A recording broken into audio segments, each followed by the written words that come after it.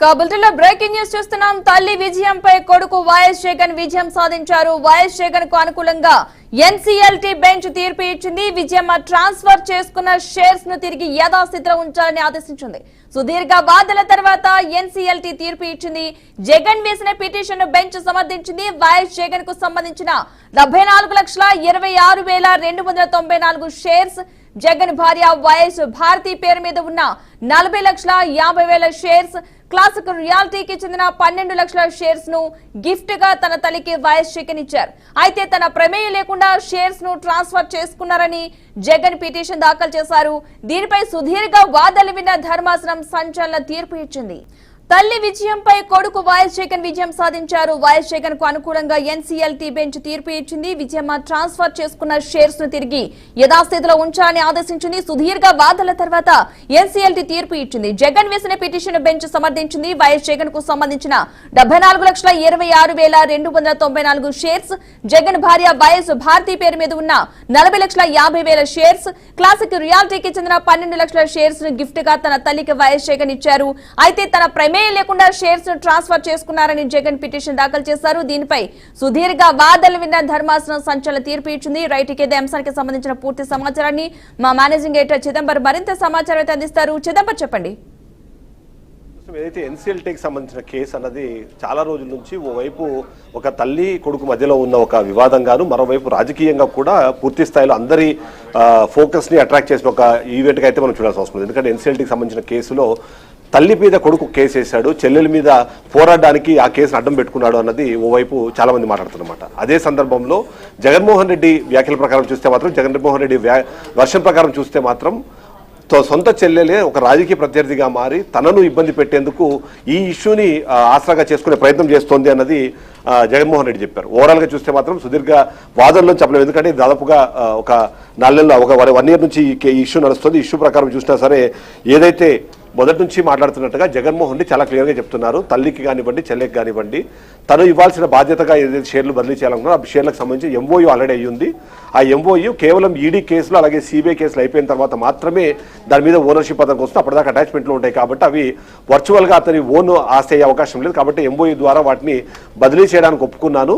ఒక్కసారి ఈడీ కేసులు, సిబిఐ కేసులు అయిపోయిన తర్వాత నేను వాళ్ళకి బదిలీ చేస్తాను అని చెప్పారు. కానీ అంతలోపే షర్మిల ఏదైతే తీసుకున్న నిర్ణయం ఏదైతే ఉందో దాని ప్రకారము ఎలాంటి అంటే జగన్మోహన్ రెడ్డి కానివ్వండి, వైఎస్ భారతికి సంబంధించిన మధ్యలో ఇంటర్వెన్షన్ లేకుండానే డైరెక్ట్గా షేర్లని బదిలీ చేసుకుని 51% షేర్లు వాళ్ళ పేరు మీద వచ్చేందుకు ప్రయత్నం చేశారు అన్నది ఆరోపణ అయితే గ్రేట్ ట్రిప్లాగా చాలా మంది చెప్తున్నారు. ఎందుకంటే ఇక్కడ రెండు రకాల అంశాలని మనం చూడాల్సి వస్తుంది.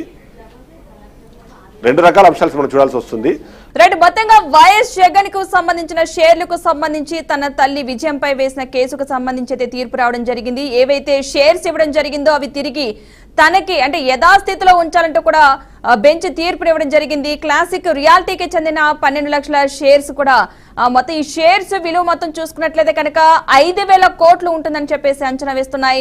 తల్లి ఆస్తిని కూడా కాజేశారని అప్పట్లో కొన్ని మీడియాలో జగన్ పై దుష్ప్రచారం కూడా జరగడం తెలిసిన అంశమే. తల్లి విజయంపై ఎటకెలకు కొడుకు వైఎస్ జగన్ అయితే విజయం సాధించారని అనుకోవాలి. పొలిటికల్ గా కూడా ఇది ఒక ప్లస్ పాయింట్ అయినట్టుగా తెలుస్తోంది. వైఎస్ జగన్ కు అనుకూలంగా ఎన్సీఎల్టీ బెంచ్ అయితే తీర్పునివ్వడం జరిగింది. విజయమ్మ ట్రాన్స్ఫర్ చేసుకున్న షేర్స్ అయితే తిరిగి యథాస్థితిలో ఉంచాలంటూ కూడా ఆదేశాలు అయితే జారీ చేయడం జరిగింది. సుదీర్ఘ వాదనల తర్వాత ఎన్సీఎల్టీ అయితే ఈ తీర్పునైతే వెలువరించడం జరిగింది. జగన్ వేసిన పిటిషన్ అయితే బెంచ్ అయితే సమర్థించింది. రైట్, చెప్పండి చిదంబర్, అసలు ఏంటి విజయం ఒక జగన్ కి ప్లస్ పాయింట్ అనుకోవచ్చు అంటారా? తల్లి విజయంపై కొడుకు వైఎస్ జగన్ విజయం సాధించారు. వైఎస్ జగన్ కు అనుకూలంగా ఎన్సీఎల్టీ బెంచ్ తీర్పు ఇచ్చింది. విజయమ్మ ట్రాన్స్ఫర్ చేసుకున్న షేర్స్ ను తిరిగి యథాస్థితిలో ఉంచాలని ఆదేశించింది. సుదీర్ఘ వాదనల తర్వాత ఎన్సీఎల్టీ తీర్పు ఇచ్చింది. జగన్ వేసిన పిటిషన్ బెంచ్ సమర్థించింది. వైఎస్ జగన్ కు సంబంధించిన 74,26,294 షేర్స్, జగన్ భార్య వైఎస్ భారతి పేరు మీద ఉన్న 40,50,000 షేర్స్, క్లాసిక్ రియాలిటీకి చెందిన 12 లక్షల షేర్స్ ను గిఫ్ట్ గా తన తల్లికి వైఎస్ జగన్ ఇచ్చారు. అయితే తన ప్రమేయం లేకుండా షేర్స్ ను ట్రాన్స్ఫర్ చేసుకున్నారని జగన్ పిటిషన్ దాఖలు చేశారు. దీనిపై సుదీర్ఘ వాదనలు విన్న ధర్మాసనం సంచలన తీర్పు అయితే ఇచ్చింది. రైట్, చెప్పండి చిదంబర్. మనం మనం ఏదైతే చూస్తున్నామో దాదాపుగా సెప్టెంబర్ మొదటి వారంలో ఈ కేసు గురించి ఎన్సీఎల్టీకి వైఎస్ జగన్మోహన్ రెడ్డి వెళ్ళినప్పుడు చాలా క్లియర్గా చెప్తున్నమాట. ఏదైతే ఎంఓయూ ప్రకారము నేను షేర్లు బదిలీ చేయడానికి ఒప్పుకున్నాను తప్ప షేర్లు బదిలీ చేయడానికి ఎలాంటి అథారిటీ నాకు లేదు. బికాజ్ ఎందుకంటే ఇప్పుడు ఆల్రెడీ ఈడీ కేసులు ఆల్రెడీ అటాచ్ అయి ఉన్నాయి కాబట్టి వాటిని నేను ట్రాన్స్ఫర్ చేసే అవకాశం లేదు కాబట్టి ఎంఓయూ ఇచ్చానన్నది మొదటి నుంచి కూడా జగన్మోహన్ రెడ్డి చేస్తున్న వాదన. అయితే ఎప్పటి నుంచి అయితే వైఎస్ షర్మిల ఆయనకు రాజకీయంగా విభేదించడం కానివ్వండి, ఈ ఆస్తులకు సంబంధించిన ఇష్యూ గురించి తను బహిరంగంగా వచ్చి మాట్లాడడం స్టార్ట్ చేసిన తర్వాత ఎలాంటి అంటే ఇన్ఫర్మేషన్ లేకుండా, వాళ్ళ ఇంటిమేషన్ లేకుండా, అంతేకాకుండా వాళ్ళ పర్మిషన్ లేకుండానే ఓవైపు జగన్మోహన్ రెడ్డికి సంబంధించినవి, మరోవైపు వైఎస్ భారతికి సంబంధించినవి, అంతేకాకుండా క్లాసిక్ రియాలిటీకి సంబంధించిన 12 లక్షల షేర్లు ఇవన్నింటినీ కూడా బదిలీ చేసేసుకోవడం అన్నది ఆయన అప్పట్లోనే కొద్దిగా అది రాజకీయంగా ఒక సంచలనం కూడా మారింది. ఎందుకంటే వైఎస్ జగన్మోహన్ రెడ్డి మొదటి నుంచి చెప్తోంది కూడా ఆస్తులకు సంబంధించిన ఇష్యూ కాదు ఇది, కేవలం నేను ఇప్పటికీ ఈడీ కేసుల్లోనూ అలాగే సిబిఐ కేసుల్లో నేను బెయిల్ మీద ఉన్న నేపథ్యంలో ఇలాంటిది ఒకటి ఏదైతే ఆల్రెడీ ఉన్న కంపెనీ లా యాక్ట్కి సంబంధించి కాకుండా డిఫరెంట్గా ఒకవేళ నేను రెస్పాండ్ అయినట్టు కానివ్వండి, నేను యాక్ట్ చేసినట్టు కానీ సమాచారం వెళ్తే నా బెయిల్ రద్దయ్యే అవకాశం ఉంది. కాబట్టి ఎంతో కొంత వైఎస్ షర్మిల రాజకీయంగా నన్ను ఇబ్బంది పెట్టేందుకు, నా బెయిల్ రద్దయ్యేందుకు అవకాశం ఉన్న నేపథ్యంలో ఇలాంటి ఒక కార్యక్రమానికి పాల్పడిందని కూడా అప్పట్లో ఆయన మీద ఆరోపణలు చేశారు.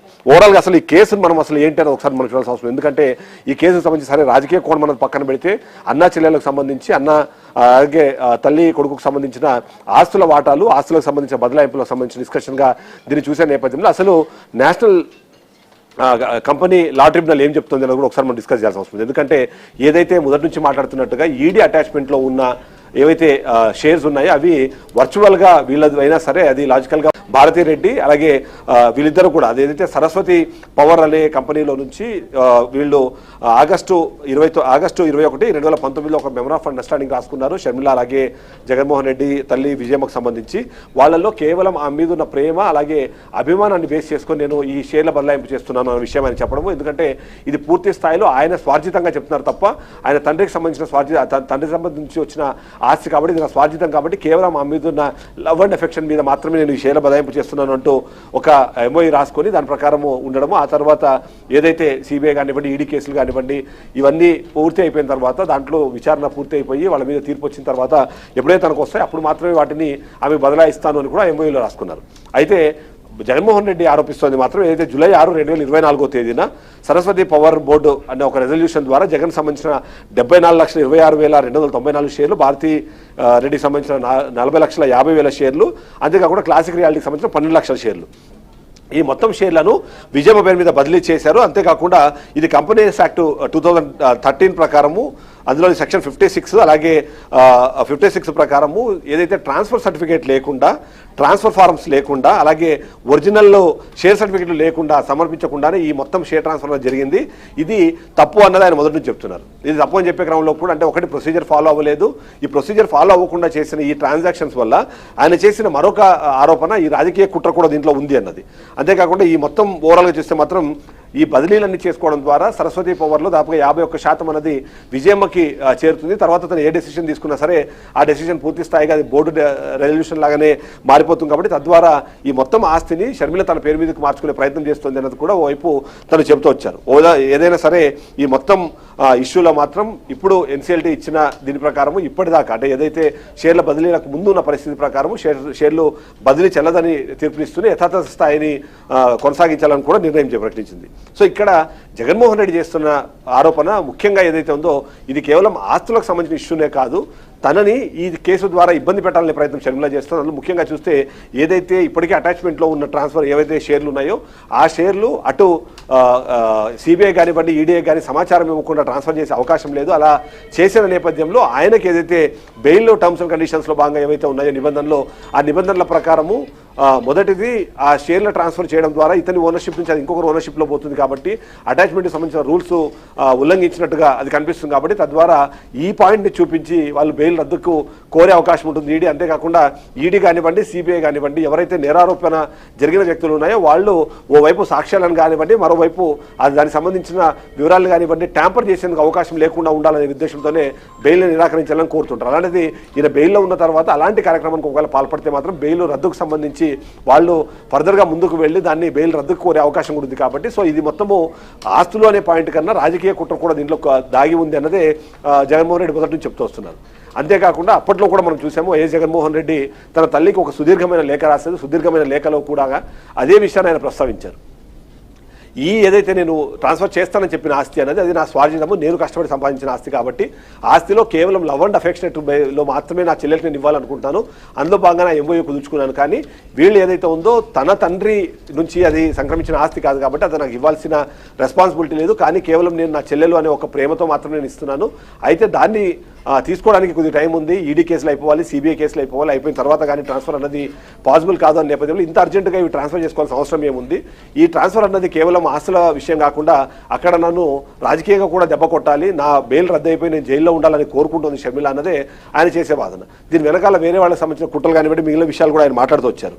ఓవరాల్గా ఈ కేసును చూస్తే మాత్రం మనము ఇక్కడ గమనించాల్సింది మొదటిది ఏదైతే జగన్మోహన్ రెడ్డి చేసిన కేసుల ప్రకారం ఒకటి వైఎస్ జగన్మోహన్ రెడ్డి అలాగే ఆయన భార్య వైఎస్ భారతితో పాటు క్లాసిక్ రియాలిటీ ప్రైవేట్ లిమిటెడ్ అనే 3 కంపెనీలు కలిపి వీళ్ళ మీద కేసు వేశారు. కేసు వేసే క్రమంలో కూడా అక్కడ రెస్పాండెంట్స్గా వైఎస్ షర్మిలాని పెట్టారు, అలాగే వైఎస్ విజయమ్మ ఉన్నారు, జనార్దన్ రెడ్డి చాగరి, యశ్వంత్ రెడ్డి, కేతిరెడ్డి, అలాగే తెలంగాణ రిజిస్టర్స్ ఆఫ్ కంపెనీస్, అలాగే సౌత్ ఈస్ట్ రీజనల్ డైరెక్టర్ని కూడా ఇందులో రెస్పాండెంట్స్గా పెట్టారు. ఎందుకంటే ఇది మొదటిది నేనైతే చెప్పానో షేర్లో ట్రాన్స్ఫర్ చేయాలంటే దెర్ ఈజ్ ఏ ప్రాసెస్. ఆ ప్రాసెస్ని కాదని ఆ ప్రాసెస్ని ఓవర్ రైట్ చేస్తూ తీసుకున్న నిర్ణయాలు కానివ్వండి, ఆ నిర్ణయాలకు అనుగుణంగా జరిగిన ఆ ట్రాన్స్ఫర్ కానివ్వండి, అది ఇల్లీగల్తో పాటు అనెథికల్ కూడా అవుతుంది. కాబట్టి వీళ్ళందరినీ కూడా చేస్తూ ఇప్పుడు ఇమ్మీడియట్లీ ఆ ఎన్సీఎల్టీకి సంబంధించిన తీర్పుకు అనుగుణంగా ఏవైతే షేర్లు ఆ షేర్లు మళ్ళీ జగన్మోహన్ రెడ్డికి, క్లాసిక్ రియాలిటీకి, అలాగే వైఎస్ భారతికి వచ్చేలాగా గతంలో ఏదైతే ఈ ట్రాన్స్ఫర్ చేయడం కన్నా ముందు ఏదైతే స్థితి ఉందో ఆ స్టేటస్ కోడ్ మెయింటైన్ చేయాలని కూడా చెప్పిన పరిస్థితి మనకు కనిపిస్తుంది.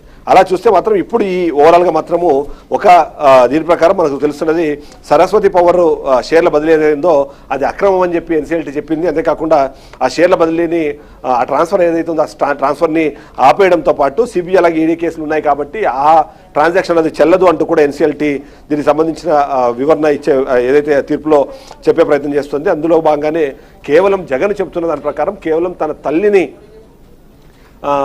తను ఇది చేయడంతో పాటు తన ఆస్తుల్ని రక్షించుకోవడానికి ఈ సిబిఐ ఈడీ కేసులు అలాగే ఈ బెయిల్ రద్దు కాకుండా ఉండేలాగా ప్రయత్నం చేసే క్రమంలో మాత్రమే దీన్ని చేస్తున్నాను తప్ప నిజంగానే తన తల్లి మీద తన చెల్లి మీద ఉన్న ప్రేమ అలానే ఉంది. అవసరమైతే తర్వాత మళ్ళీ ఆ షేర్ల బదిలీ ఆయన చేపడతానని కూడా గతంలో ఆయన చెప్పినట్టుగా కూడా వైఎస్ఆర్సీపీ ఒక ప్రకటన చేసింది. ఆ విధంగా చూస్తే మాత్రం ఖచ్చితంగా జగన్మోహన్ రెడ్డి ఈ కేసులో ఇవాళ ఒక రకంగా చెప్పాలంటే తల్లి మీద తను విజయం సాధించినట్టే, చెల్లి మీద తన విజయం సాధించినట్టే. ఈ విజయం సాధించడంతో పాటు కీలకమైన అంశము రాజకీయంగా గత కొంతకాలం నుంచి టీడీపీ పార్టీ ఒక ఆరోపణ చేస్తూ వస్తుంది, చంద్రబాబు నాయుడు ఒక ఆరోపణ చేస్తూ వస్తున్నారు. తన సొంత తల్లి చెల్లి మీదనే ఆయన కోర్టులకు వెళ్ళాడు, కేసులు పెడుతున్నాడు, తద్వారా అంటే అన్యాయంగా వాళ్ళకి సంబంధించిన ఆస్తిని లాక్కునే ప్రయత్నం చేస్తున్నారు. హోల్డ్లో ఉండండి. ఇంకా ఇదే అంశానికి సంబంధించి మరింత వివరాలు కూడా అందించడానికి అడ్వకేట్ మాలతి గారు కూడా ఫోన్ లైన్లో సిద్ధంగా ఉన్నారు. మాలతి గారు నమస్తే అండి. నమస్తే అండి. ఈ ఎన్సీఎల్టీ తీర్పులో ప్రధాన అంశాలు ఏమనుకోవచ్చు ఈ తీర్పుకు సంబంధించి? యాక్చువల్లీ ఈ కేసు వచ్చి సెప్టెంబర్ 2024 లో జగన్ గారు అండ్ వాళ్ళ వైఫ్ భారతి గారు ఇద్దరు కలిసి ఫైల్ చేశారు ఎన్సీఎల్టీలో. ఎన్సీఎల్టీ అంటే నేషనల్ కంపెనీ లా ట్రిబ్యునల్. ఈ ట్రిబ్యునల్ అన్ని కూడా కంపెనీ మ్యాటర్స్ డీల్ చేస్తాయి. సో ఈయన పెట్టిన అలిగేషన్ ఏంటంటే, జగన్ గారు పెట్టిన అలిగేషన్ ఏంటంటే, ఏదైతే ఈ transfer of property transfer of shares అయిందో అది Saraswati power and industry private limited సంబంధించిన షేర్స్ తన కన్సల్ట్ అంటే వాళ్ళిద్దరు కన్సల్ట్ లేకుండా గిఫ్టీ ద్వారా అండ్ ఎంఓయూ ద్వారా విజయమ్మ గారికి అండ్ వాళ్ళ సిస్టర్ షర్మిల గారికి ట్రాన్స్ఫర్ చేశారు. సో దీనికి ఈ ట్రాన్స్ఫర్ ఆఫ్ ఈ షేర్స్ ఏదైతుందో అది కన్సెంట్ లేదు నాదని చెప్పేసి ఎన్సీఎల్టీలో వేయడం జరిగింది. సో ఆల్మోస్ట్ ఈ హీరింగ్స్ ఎప్పటి నుంచి జరుగుతుంది, ఆల్మోస్ట్ మార్చ్ నుంచి జూలై వరకు నడుస్తుంది. ఇందులో మెయిన్ అంటే ప్లే చేసింది ఏంటంటే గిఫ్ట్ డీడ్, ఏదైతే గిఫ్ట్ డీడ్ చేసి దాంట్లో అయింది కాబట్టి నాకు కన్సెంట్ లేదని మెయిన్ అవర్మెంట్ అనమాట జగన్ గారిది. సో ఇది సెక్షన్ 59 ఆఫ్ కంపెనీస్ యాక్ట్ కింద ఫైల్ చేయబడింది. సెక్షన్ 59 ఏం చెప్తుందంటే ఏదైనా సరే ఇల్లీగల్ అంటే యాడ్ చేయడం కానీ డిలీట్ చేయడం కానీ అట్లాంటి షేర్స్ ఏవి కూడా చేయొద్దు.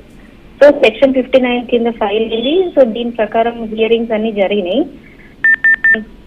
దీనికి సీనియర్ కౌన్సిల్ వచ్చేసి ఎస్ నిరంజన్ రెడ్డి గారు దీన్ని రిప్రజెంట్ చేశారు జగన్ గారి తరఫున. సో ఏదైతే ఈ బోర్డు ఏదైతే ఇట్లాంటి ఇర్రెగ్యులారిటీస్ ఉన్నప్పుడు కన్సెంట్ లేదు అన్నప్పుడు ఇవన్నీ కూడా చెల్లవని చెప్పేసి జగన్ గారి ఫేవర్ లో ఇవ్వడం జరిగింది ఈ వర్డిక్ట్ వచ్చి ఎన్సీఎల్టీలో. సో ఆల్మోస్ట్ ఇందులో ఈ డిస్ప్యూట్ ఎంత ఇన్వాల్వ్ అయిందంటే ఆల్మోస్ట్ 74.26 lakhs జగన్ గారిది అండ్ 40 lakhs అంటే 40,50,000 వచ్చేసి భారతి గారిది అండ్ 12 lakhs వచ్చేసి క్లాసిక్ రియాలిటీ అని దాని మీద. సో సో ఇవన్నీ కూడా ఇల్లీగల్ గా ట్రాన్స్ఫర్ చేయడం జరిగింది విజయమ్మ గారికి వాళ్ళ సిస్టర్కి అని చెప్తే ఎన్సీఎల్టీ క్లియర్ గా వర్డిక్ట్ ఇచ్చింది అనమాట. అంటే నిరంజన్ రెడ్డి గారిది మొత్తం ఆర్గ్యుమెంట్స్ విన్నాక ఈ వర్డిక్ట్ అనేది జగన్ గారి తరఫున ఇవ్వడం జరిగింది. ఓకే, అంటే ఈ కేసు పరంగా ఇప్పుడు చూసుకున్నట్లయితే పిటిషన్ వేసిన ఎన్సీఎల్టీ పరిధిలో ఎందుకు వచ్చింది? ఇది సివిల్ కోర్టులో కాకుండా ఇక్కడ ఎందుకు వాదించడం జరిగింది అనుకోవచ్చు? ఇది ఏంటంటే ఈ సెక్షన్ 59 ఇప్పుడు జనరల్ ఏమైతుందంటే ఒకటి సెక్షన్ 59 కంపెనీస్ యాక్ట్ ఏం చెప్తుందంటే జనరల్లీ ఏదైనా సరే రిజిస్టర్ ఆఫ్ మెంబర్స్ ఏదైతే కంపెనీలో రిజిస్టర్ ఆఫ్ మెంబర్స్ ఉంటారో అది ఏదైనా రాంగ్ఫుల్లీ రిమూవ్ చేసినా యాడ్ చేసినా డినై చేసినా దీని జ్యూరిస్డిక్షన్ వచ్చేసి ఎన్సీఎల్టీ అవుతుంది. సో ఎన్సీఎల్టీలో నీ పిటిషన్ వేయాలి, సివిల్ కోర్ట్స్ కి జ్యూరిస్డిక్షన్ రాదనమాట.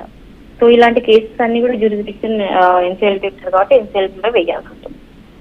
ఓకే, ఈ తీర్పుతో మళ్ళీ పై కోర్టుకు వెళ్ళే అవకాశం ఉందంటారా? దీనికోసం మళ్ళీ న్యాయ పోరాటం ఇప్పుడు మళ్ళీ ఒకవేళ ఎన్సీఎల్టీలో వాళ్ళు అప్పీల్ వెళ్ళాలనుకుంటే మాత్రం వెళ్ళొచ్చు, ఒకవేళ వెళ్ళాలనుకుంటే. అప్పుడు కూడా మార్పులు వచ్చే అవకాశం ఉందనుకోవచ్చు అంటారా ఈ కేసు తీర్పులో? అది చాలా అన్ప్రిడిక్టబుల్ అండి. ఎందుకంటే ఇక్కడ మెయిన్ చేసేది ఏంటంటే ఏదైతే గిఫ్టెడ్ ఉందో ఈ గిఫ్టెడ్ అండ్ ఎంఓ ఏదైతే ఉందో దానికి వీళ్ళు కూడా అందులో బోర్డు మెంబర్సే కాబట్టి వీళ్ళ కన్సెంట్ లేదు కాబట్టి సో ఆ కన్సెంట్ లేకపోవడము అది ఎలిజిబిలిటీ అంటే వీళ్ళు ఏంటంటే వీళ్ళ ఏదైనా సరే బోర్డు మీటింగ్ పెట్టుకున్నప్పుడు అందరిది కూడా ఒపీనియన్ ఇవ్వాలి. సో వీళ్ళ కన్సెంట్ లేకుండా వీళ్ళ షేర్స్ వేరే వాళ్ళకి ఇవ్వడం అనేది కరెక్ట్ కాదు అని చెప్పేసి ఇవ్వడం జరిగింది. సో ఈవెన్ ఇప్పుడు వీళ్ళు అప్పీల్కి వెళ్ళినా కూడా సేమ్ అయ్యే ఛాన్సెస్ ఉన్నాయి maximum. Okay, right, thank you అండి మాలతి గారు.